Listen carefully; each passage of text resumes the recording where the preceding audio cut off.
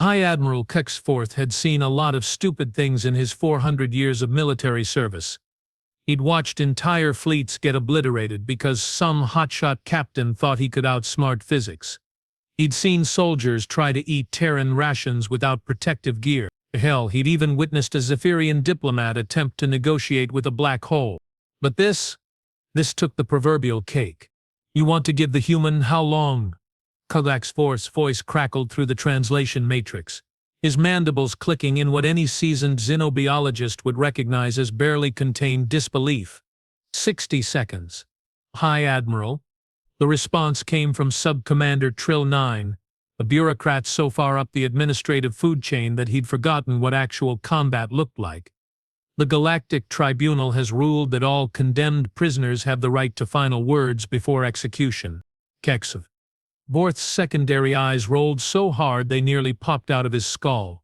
The human in question sat shackled in the center of the tribunal chamber, looking about as dangerous as a declawed house pet, average height, brown hair going gray at the temples, wearing what remained of a tattered Earth Defense Force uniform.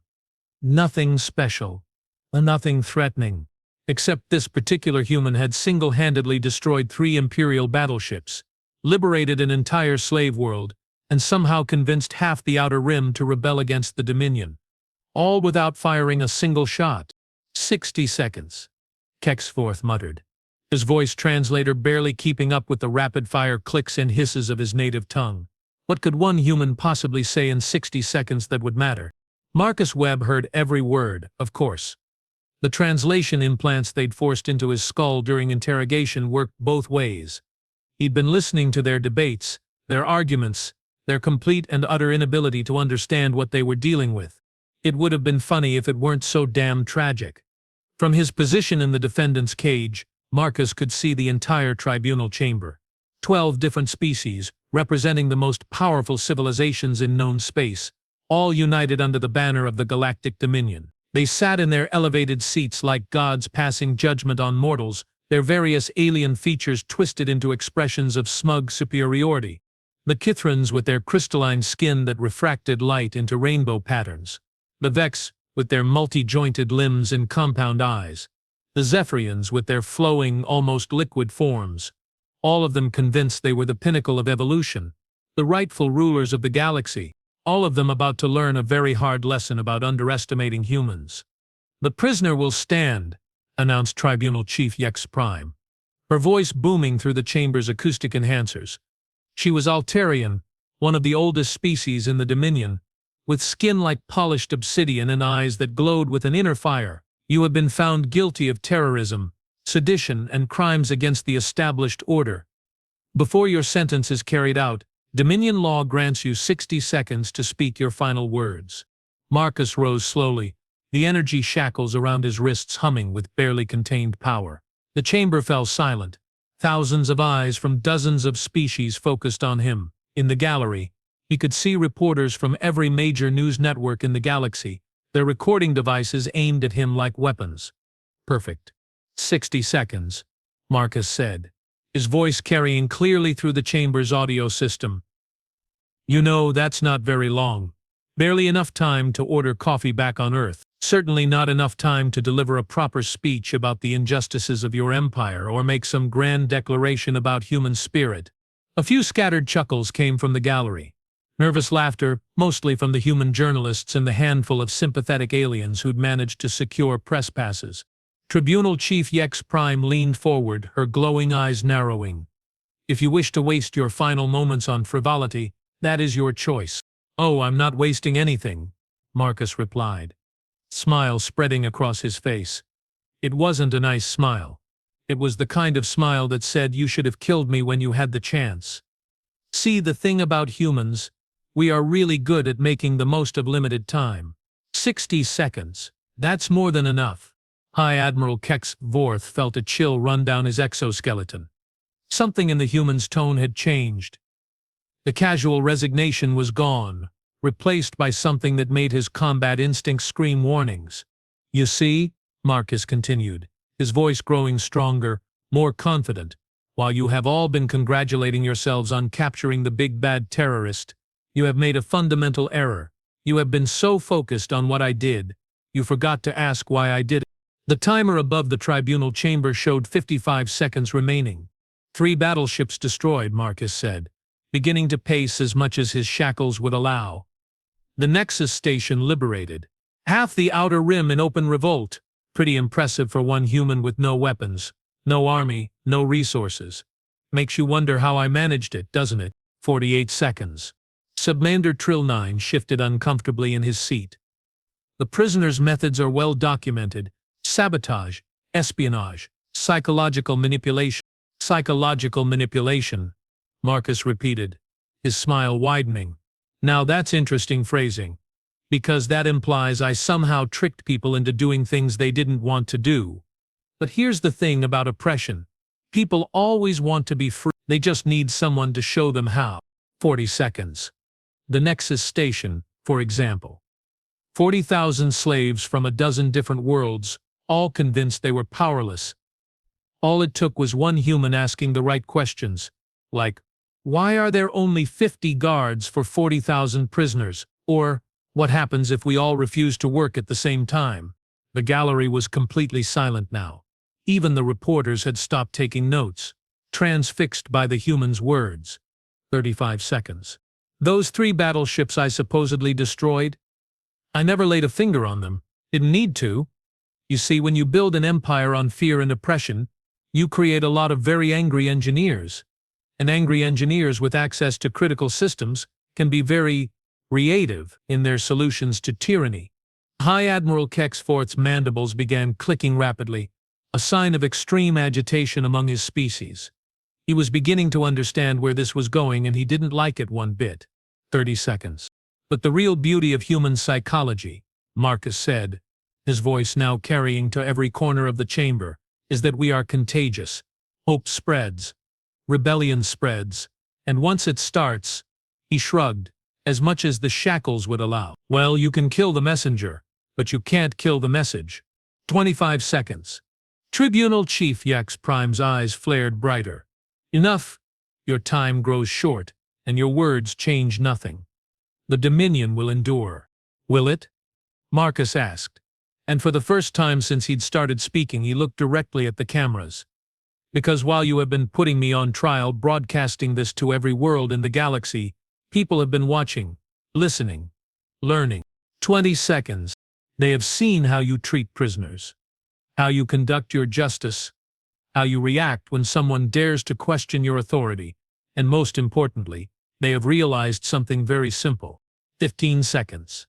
Marcus took a step forward, as far as his restraints would allow, and looked directly at each member of the tribunal in turn. You are afraid of us. 10 seconds. Not just me.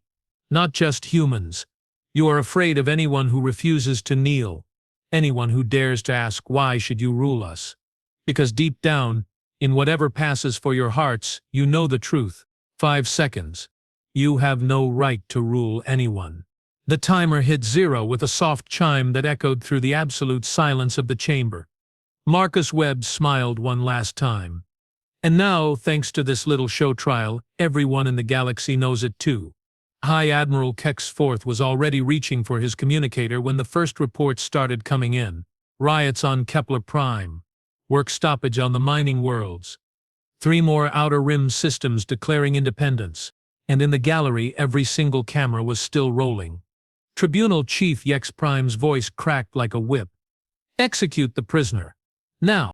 But even as the energy restraints powered up for the killing pulse, even as Marcus Webb prepared to die, his smile never wavered, because he could see the fear in their eyes, he could hear the panic in their voices. He'd done it. In 60 seconds, he'd planted the seed that would eventually grow into their downfall. The only question now was how long it would take to bloom. As the energy discharge built to lethal levels, Marcus closed his eyes and thought about home, about Earth, about the billions of humans who would hear this broadcast and understand what needed to be done. The galaxy was about to learn what happened when you gave a human 60 seconds to speak the truth. And the Dominion was about to discover that some empires aren't conquered by armies. They are undone by ideas. The energy discharge never came. Oh, it tried. The restraints hummed, sparked, and then died with a pathetic whimper that echoed through the tribunal chamber like a death rattle. Marcus Webb opened his eyes to find himself very much alive, very much still shackled and surrounded by the most confused collection of alien faces he'd ever seen. "What is the meaning of this?" Tribunal Chief Yex Prime's voice cracked like breaking glass, her obsidian skin rippling with barely contained fury. Tech Specialist Rune 7, a spider-like arachnoid, whose species had been enslaved for their technical prowess, looked up from his control console with what Marcus could only assume was the alien equivalent of a shrug. "Apologies, Chief. System malfunction. The execution protocols appear to have been compromised." High Admiral Kexforth's mandibles clicked so rapidly they sounded like machine gun fire. "Compromised? How does an execution system get compromised?" Marcus Webb started laughing. Not the desperate laughter of a condemned man, but the rich, deep laughter of someone who'd just watched his enemy walk face first into a trap. "You really don't get it, do you? You put me on trial, broadcast it to every world in the galaxy, and you still think this is about me?"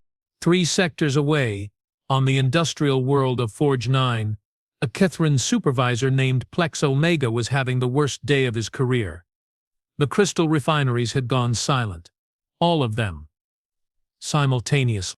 "What do you mean, they won't work?" Plex Omega demanded, his crystalline skin shifting through agitated spectrums of red and orange. The human foreman, a grizzled woman named Janet Torres, crossed her arms and smiled. It was the same kind of smile Marcus Webb had worn in the tribunal chamber. The kind that said, "You should have seen this coming." "Exactly what I said, Crystal Brain. The workers won't work. All 40,000 of them, across all 12 refineries. They are on strike." "Strike?" Plex Omega's skin flashed confused purple. "What is this strike you speak of?" Janet's smile widened. "It's a human concept. Means we all refuse to work until our demands are met. Amazing what you can accomplish when everybody stops being afraid at the same time." Back in the tribunal chamber, chaos was spreading like wildfire. Communication arrays were lighting up with reports from across the Dominion. System after system reporting the same thing. Mass civil disobedience, work stoppages, and in some cases open rebellion. Subcommander Trill 9 was practically vibrating with panic as he read from his datapad. "High Admiral, we are receiving reports from 17 different sectors. The broadcast appears to have triggered some kind of coordinated response." "Coordinated?" Marcus chuckled from his cage. "You give me too much credit. This isn't coordination. This is inspiration. There's a difference." On the outer rim world of Haven's Rest, Captain Lisa Park of the Earth Defense Force had been in hiding for 3 months. Lying low, gathering intelligence, waiting for the right moment to strike back against the Dominion forces occupying her world. She wasn't waiting anymore. "You hear that speech?" she asked her second-in-command, Lieutenant Jake Morrison, as they watched the tribunal broadcast on a salvaged communication device. "Every word," Jake replied, checking his rifle. "Sounds like Marcus finally did what he always said he would." "Yeah?" Lisa shouldered her own weapon and looked out at the Dominion garrison that had been terrorizing her people for months. "What's that?" Reminded everyone that tyrants only have power if we let them. The assault on the garrison began exactly 60 seconds after Marcus Webb's timer ran out. It would be the first of thousands. High Admiral Kexforth was beginning to understand the true scope of what they were dealing with when his tactical officer, a young Vex named Prex4, approached with a datapad that might as well have been a death warrant. "Sir, we have lost contact with 37 worlds in the last hour. Another 62 are reporting civil unrest. And the communication networks, they are being used to coordinate resistance activities." "Cut the networks," Kexforth ordered, his voice deadly calm despite the panic clawing at his chest. "We tried, sir." The prisoner, he somehow embedded code in the broadcast signal. Every system that received the transmission is now spreading the rebellion protocols automatically. Marcus Webb was still laughing. "You know what the beautiful thing about information is? Once it's out there, you can't put it back. And you just broadcast my little speech to every world in the galaxy, every ship, every station, every device capable of receiving a signal." The truth hit High Admiral Kexforth like a meteor strike. You planned this. All of it. Planned? Marcus shook his head. No, Admiral. I just provided the spark. Your empire provided all the kindling. On the mining world of Excavation Prime, a Zephyrian overseer named Flux Delta was discovering that enslaved workers could be remarkably creative when properly motivated. The plasma drills had been modified overnight. Instead of boring into rock, they were now pointed at the administrative complex. This is madness. Flux Delta's liquid form rippled with terror as he watched thousands of workers march on his facility. You cannot rebel. It is against the natural order. The woman leading the march was small, barely 5 feet tall, with graying hair and kind eyes that had seen too much suffering. Her name was Rosa Martinez, and she'd been a slave for 15 years. But after watching Marcus Webb's speech, she wasn't a slave anymore.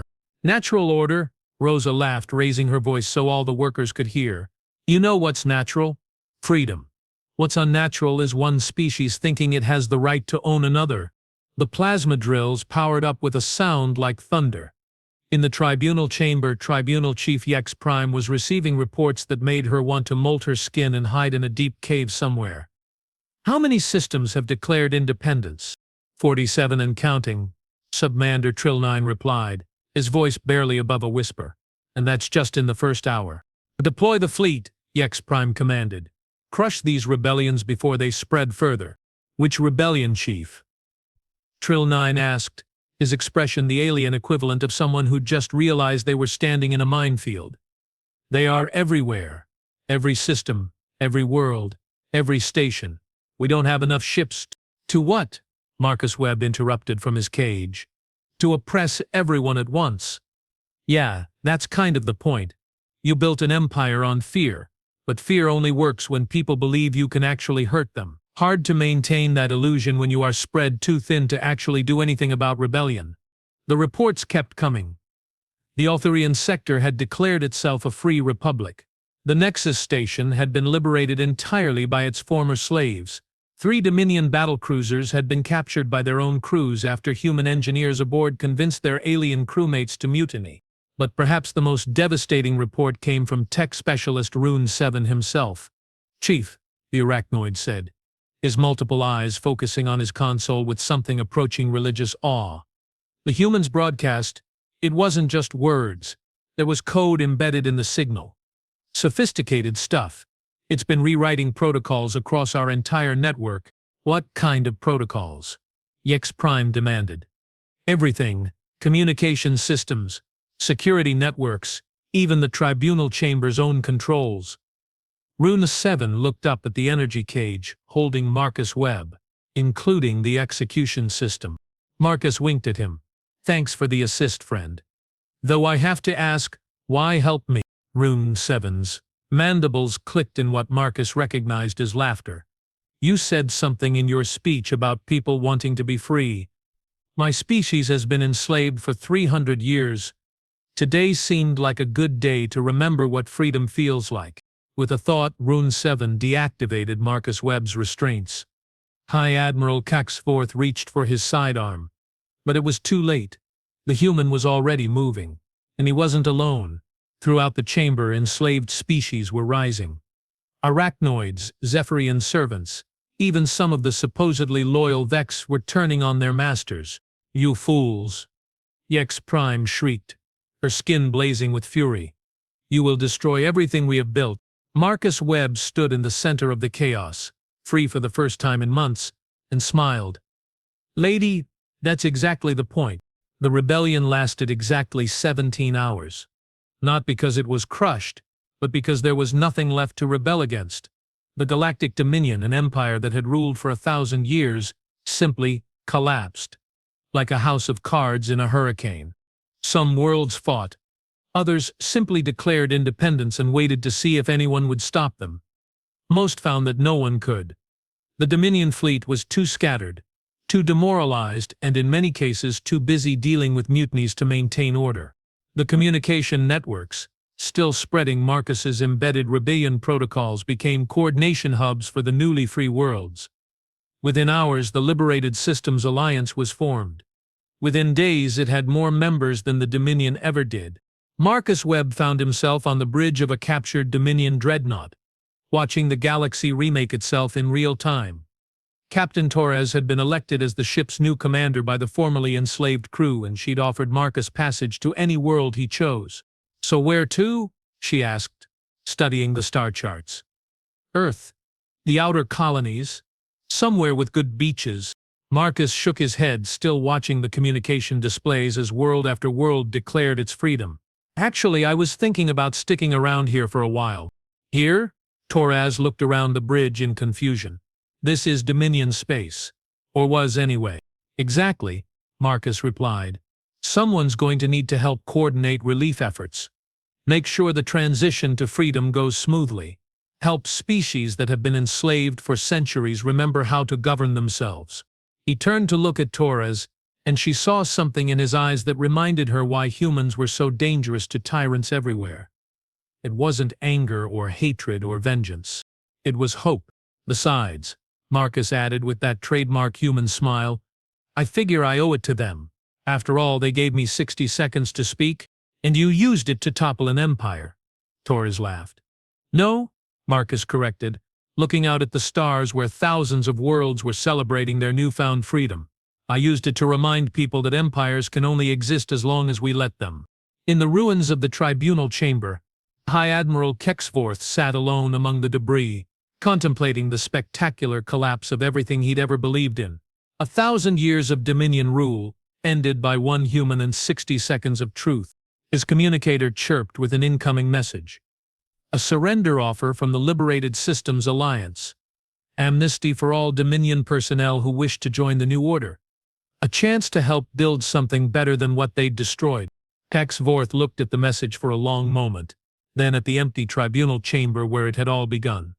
Maybe, he thought, it was time to learn what freedom felt like. He accepted the offer. Across the galaxy, the age of the Dominion was over. The age of freedom had begun, and it had all started with one human who understood the most dangerous weapon in the universe. The truth. 3 weeks later, Marcus Webb stood in what had once been the Dominion's most secure command center, now serving as the temporary headquarters for the Liberated Systems Alliance. The irony wasn't lost on him. The same facility that had once coordinated the oppression of billions was now helping coordinate their freedom. "Status report," Marcus said to the assembled council. "A mix of former slaves, rebel leaders, and yes, even some ex-Dominion officers who'd chosen the right side of history." Captain Torres, now Admiral Torres of the Alliance fleet, gestured to the massive holographic display showing the galaxy. Green dots represented liberated worlds, red dots showed remaining Dominion strongholds, and yellow indicated systems still in transition. 87% of former Dominion space has declared independence, she reported. The remaining 13% are either isolated garrisons or worlds that haven't received the broadcast yet. "What about resistance?" asked Dr. Amara Singh, the human xenobiologist who'd become the Alliance's chief diplomatic officer. "Any worlds trying to maintain the old order? 3 systems in the core worlds tried to suppress the rebellion," replied Kath Prime, a former Dominion intelligence officer whose Altarian features had lost their harsh edges since joining the Alliance. Keyword being try. Turns out when your entire communication network is infected with rebellion protocols, keeping secrets becomes somewhat difficult. Marcus nodded thoughtfully. The embedded code he'd hidden in his speech hadn't just been about triggering simultaneous rebellions. It had been designed to make tyranny impossible to maintain. Every order issued, every secret transmitted, every attempt at suppression was automatically broadcast to the affected populations. You can't oppress people who know exactly what you are planning. "Any word from the outer territories?" Marcus asked. "That's where it gets interesting," Torres said, zooming the display out to show the galaxy's edge. "Remember the Void Hunters? The nomadic raiders who had been attacking Dominion shipping for decades?" Marcus raised an eyebrow. "Don't tell me they want to join the Alliance." "Better than that," Torres grinned. "They have been protecting refugee convoys. Seems like when you give people the choice between freedom and chaos, most choose freedom." The display shifted to show a detailed breakdown of species integration statistics. 47 different intelligent species, many of whom had been enemies for centuries, were now working together under the Alliance banner. How's the integration going? Marcus asked Dr. Singh. Surprisingly well, she replied, consulting her datapad. The Cuthrans have been sharing their crystal technology freely. The arachnoids are teaching advanced engineering. Even the Zephyrians have started diplomatic exchanges with solid-form species for the first time in recorded history. Turns out, added Rune 7, who'd become the Alliance's chief technology officer, when you are not busy being oppressed, you have a lot more time for innovation and cooperation. The spider-like alien had undergone a remarkable transformation since the revolution. His mandibles, once clicking with fear and servitude, now clicked with what Marcus had learned was arachnoid laughter. His technical displays were works of art, intricate web-like patterns that somehow made complex data beautiful. Speaking of innovation, Rune 7 continued, we have made a breakthrough with the communication networks. The rebellion protocols have evolved. Evolved how? Marcus asked, though he had a feeling he already knew the answer. They are self-replicating and adapting. Every time someone tries to establish an oppressive regime anywhere in the network, the protocols automatically activate countermeasures. It's like we have created an immune system against tyranny. The room fell silent as the implications sank in. Marcus had intended his embedded code to trigger a single rebellion. Instead, he'd accidentally created a permanent safeguard against galactic oppression. So what you are saying, Admiral Torvax said slowly, is that we have made it literally impossible for another dominion to form. As long as the networks remain active. Yes, Rune 7 confirmed. Any attempt to coordinate large-scale oppression would be immediately detected and broadcast to the affected populations. Dr. Singh whistled softly. Marcus, do you realize what you have done? You haven't just ended one empire, you have ended the age of empires entirely. Before Marcus could respond, an urgent chime filled the command center. The main display shifted to show an incoming transmission from the far edge of Alliance space. The display split to show long-range sensor data. A massive fleet was approaching from beyond the galactic rim. Ships of unknown design moving in perfect formation. How many? Admiral Torres asked, her hand instinctively moving toward her sidearm. Conservative estimate? About 2,000 ships, all of them big. Really big. The command center erupted in activity as officers scrambled to assess the threat. But Marcus just stared at the display, a slow smile spreading across his face. Admiral, he said quietly, send a standard first contact package. Full diplomatic protocols. No, Marcus shook his head. Look at their formation. Look at how they are moving. That's not an invasion fleet. That's a refugee convoy. On the screen, Captain Stone nodded grimly. He's right. We are picking up thousands of different ship signatures. Looks like every species in that fleet is different, and they are broadcasting something. Put it through, Marcus ordered. To the Alliance of Liberated Systems. We are the survivors of the Andromeda Coalition. Our galaxy has fallen to the Harvester Swarm. We come seeking asylum. And hope. We heard the broadcast. The one about 60 seconds that changed everything. We need to know, is it true? Is freedom really possible? The command center fell silent. 2,000 refugee ships from another galaxy, fleeing some unknown horror, drawn by the story of Marcus Webb's speech. Well, Dr. Singh said softly, looks like your 60 seconds had a bigger audience than we thought. Marcus walked to the communications console and activated the transmitter. This is Marcus Webb of the Liberated Systems Alliance. Yes, it's true. Freedom is not only possible, it's inevitable. Welcome to the Milky Way. Welcome home. Over the next several hours, the refugee fleet settled into Alliance space. The stories they told were harrowing. The Harvester Swarm, a machine intelligence that consumed entire civilizations, had swept through Andromeda like a plague. Only a few million survivors had escaped in time, but they'd brought something valuable with them. Knowledge of technologies and techniques that the Milky Way had never seen. Medical advances, agricultural innovations, artistic traditions stretching back millions of years. It's incredible, Dr. Singh reported after the initial cultural exchanges. They are not just refugees. They are living libraries. Each species has knowledge that could benefit everyone. Marcus nodded, watching through the observation deck as refugee ships docked with Alliance stations. Children of a dozen species played together in the docking bays while their parents worked alongside Alliance engineers to integrate their technologies. "You know what the funny thing is?" he said to Admiral Torvaz, who joined him at the viewport. "What's that?" "The Dominion spent 1,000 years trying to unite the galaxy through fear and oppression. We did it in 3 weeks, with a 60-second speech about freedom." Torres laughed. "Maybe that should be our new motto, the Liberated Systems Alliance, making the impossible look easy since last Tuesday." Their conversation was interrupted by an urgent communication from Rune 7. "Marcus, you need to see this. We have detected something at the edge of sensor range." The display showed long-range scans of the galactic barrier, the energy field that separated the Milky Way from the void between galaxies. Something was moving out there in the darkness. "How many?" Marcus asked, though he was pretty sure he didn't want to know the answer. "Impossible to get an exact count," Ronin 7 replied, his mandibles clicking nervously. "But based on the energy signatures, millions of ships. Maybe tens of millions." "The Harvester Swarm," whispered one of the Andromedan refugees who'd joined them in the Canum Center. Her name was Zira 9, and she was one of the few survivors of her species. "They followed us." The room fell silent again. But this time it wasn't the comfortable silence of victory. It was the tense quiet that came before a storm. "How long until they arrive?" Admiral Torres asked. "At their current speed, maybe 6 months," Rune 7 calculated.